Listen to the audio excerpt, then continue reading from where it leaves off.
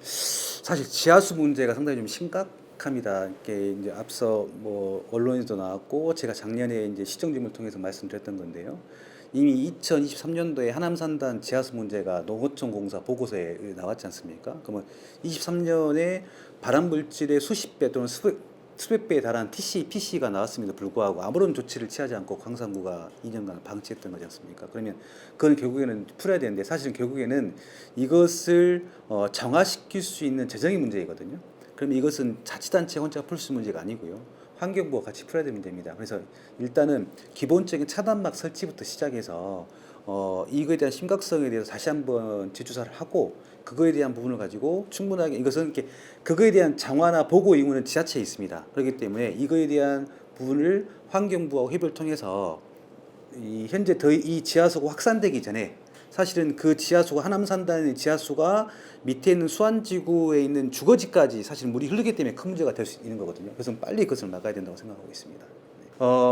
그게 좀 이상한 거죠. 지금 농구촌 공사에서 21년도부터 시작해서 23년도 3년까지 2년 동안 정말 이렇게 관정을 여러 곳 뚫어가지고 정밀 조사를 했을 때 그게 PC 발암물질이 기준 검치에서 수십 배, 수백 배 이상 검출됐다고 나온 거지 않습니까? 그런데 그 결과를 듣고 나서 최근에 몇 달 사이에 광산구가 이걸로 다시 뭐 임시적으로 관정을 했습니다. 그러면 그때는 이상이 있었는데 지금 이상이 없다? 이것도 사실은 또 시민들이 납득하기 좀 어렵거든요. 그리고 그때 당시에 농어촌 공사가 했던 지하수에 대한 관정과 그 방법으로 이번에 똑같이 했는지 이런 것도 상당히 좀 의문이 좀 되는 거고요. 그래서 과연 그런 조사가 전문가들의 그 같이 함께 전문가들이 함께 동행해서 해왔던 원칙대로 해왔던 검사인지 이런 부분에 대해서 여전히 좀 시민들이 의심을 하고 있다라고 생각하고 있습니다. 근데 분명하게 저는 책임이 있다고 생각을 합니다. 왜냐하면 23년도에 결과가 나왔기 때문에 그 결과 보고서가 광산구에 보고가 됐습니다. 중간에 중간 보고서도 있었고 최종 결과 보고서도 있었고요. 그러면 당시 담당 국장과 이것이 충분히 보고가 됐는데 그것을 알지 못했다라고 해버리면 진짜 그것은 행정 안일주의와 어떤 비밀주의에 해당되는 거죠. 그래서 분명하게 책임이 있는 거고요. 그래서 이 부분과 관련돼서는 저는 충분하게 책임을 따져야 되는 것이고 다시는 그게 만약 행정 시스템 문제다라고 하면 그 행정 시스템 어떻게 보완했는지에 대해서 이제 어느 정도 좀 다시 보완을 해야 하지 않겠습니까? 그래서 그런 원인에 대한 문제 그리고 그게 나타났을 때 왜 처리되지 않았던 것의 문제 그리고 이후에 어떤 조치를 취했는가 문제까지 해서 철저하게 책임을 묻고 이후에 사후 대책까지 요청을 할 생각입니다. 그건 심각한 문제입니다. 그러니까 심각한 문제. 그래서 오늘도 언급을 한번 했었는데, 그러니까 그 조사 결과가 끝나고 나서 그 결과 조치를 해야 되는데 2년 동안 방치를 해놔버렸어요. 근데 이게 왜 심각하냐면 외국 같은 경우는 지하수 오염수 문제는 터지잖아요. 네. 그러면 그 주민들을 서서히 죽이는 거거든요. 바로 실형이 떨어져요. 외국은 가까운 일본만 해도 그럽니다. 미국도 당연하고. 근데 우리나라는 아직 그 문제에 좀 관대하긴 한데 저 문제를 저렇게 이제 나중에 알았다고 쳐요. 그럼 좀 이제 두 가지 문제가 생깁니다. 첫 번째는 제가 구청장 비서실장을 4년 해봤거든요. 꼭대기에서 행정을 다 다뤄봤어요. 저 심각한 문제가 보고가 안 됐을까? 그게 제 의문 1번. 됐다요. 무조건 됐답니다. 최소한 비서실장한테는 됐다. 그리고 비서실장이 이걸 중요한 걸로 여기지 않고 구청장 보고를 누락시켰을 거다.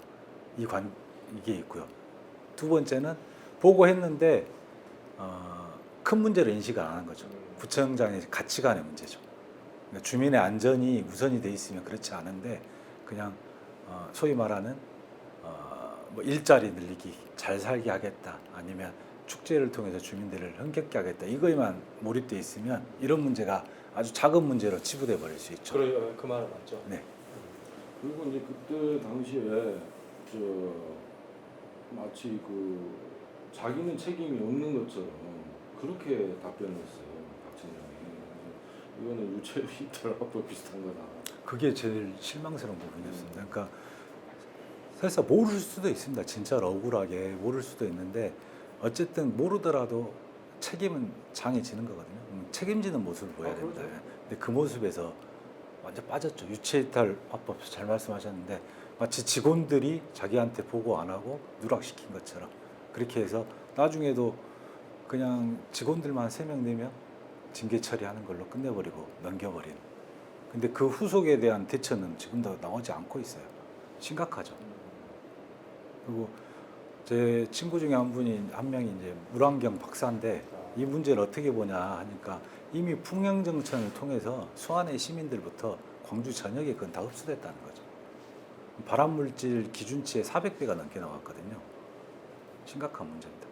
그러니까 이제 문제의 심각성에 비해서는 크게 이슈가 안 되는 거죠. 그래서 그걸 좀 내가 알아볼까 하는 고민을 했었는데 만약에 이제 경선 관련해서 이게 이제 크게 불거지면 다룰 수밖에 없게 되는 거예요. 이제 그것은 이제 예를 들어서 경쟁 후보가 어떤 멘토를 던지냐에 따라서 언론에서 다루고 안 다루고 차이점이. 예를 들어서 뭐 토론 후보자들 토론 기회가 주어진다면 이 문제는 좀 짚을 겁니다. 제가. 크게 짚을 것 예, 같은데. 예. 그러니까 구청 의원에서 자료가 나와가지고 시의회까지 네, 올라가고 네, 네, 네, 네. 그때 박수기 의원한테 물어보니까 자기도 자료를 급히 받아가지고 그러니까 이래요. 제가 있던 민선 7기 김사모 구청장 시절에 그게 이제 광주시에서 하남공단 오염수 문제가 있으니 조사하라고 돈을 줍니다. 그걸 이제 민선 7기에 조사를 쭉 들어가요. 5년간 조사를 했던 걸로 알고 있거든요. 그러고 나서 이제 박병기 청장 시절에 그게 이제 마감이 됐죠. 그건 이제 보고가 되고 조치를 해야 되는데 이게 안 돼 버린 거예요. 2년 동안 방치를 해버리니까 좀 심각하더라. 뭐 제가 보는 2년 동안 방치했던 어떤 이유가 있을 거예요. 그러니까 몰랐다고만 하는데 큰 문제를 인식을 안 했을 그렇죠. 가능성이 저는 가능성이 그 구정 철학의 차이가 거기 있다고 봅니다. 우리가 소위 말하는 이런 거 있잖아요. 경제 발전 논리에 묻히면 환경이나 안전 문제는 뒤로 치부돼 버리거든요. 이런 식인 수도 있죠. 아니면은 이제 자기 임기 시작 전에 이 문제가 매듭이 지어진 걸로 생각했을 수도 있죠.